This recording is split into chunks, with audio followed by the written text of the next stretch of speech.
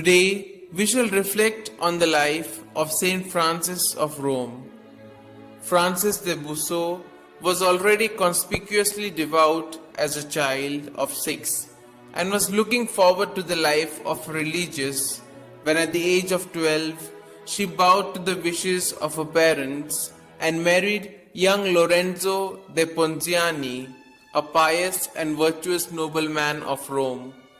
Blessed with 6 children, their 40 years of marriage was a happy one, never once marred by a quarrel, and though she had the gift of observing prayer and detachment from earthly things, she always maintained that a devout married woman must never forget that she is a housewife and that at times she is obliged to leave her devotions at the altar in order to find God in her domestic duties.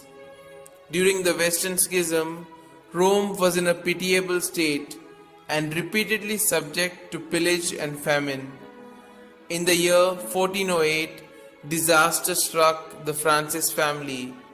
Her husband, as head of one of the chief papal families, was taken prisoner by the invading troops of Ladislaus of Naples, and her 8-year-old son was demanded as hostage. They were later freed, but in the year 1410 were banished, their palace in Rome destroyed and the estates confiscated. 2 of her children died within a few years. Francis' example of personal sanctity and moderated penances, her zeal for souls and charity towards the poor, served to draw numerous Roman noblewomen away from a life of idle luxury, and in the year 1433 they formed the Benedictine Oblate Congregation of Tor Tespeci, whose constitution was formally approved by Pope Eugene IV in 1433. There was no formal vows or strict enclosure, but definitive rules for prayer, visits to the sick and the poor. Francis was able to read consciences and discern diabolical plots. She was favored with frequent ecstasies and the gift of prophecy and healing.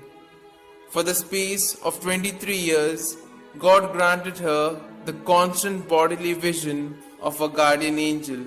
She entered her own congregation on the 21st of March 1436 after her husband's death and died there 4 years later in the year 1440. She was canonized on the 29th of May 1608 by Pope Paul V.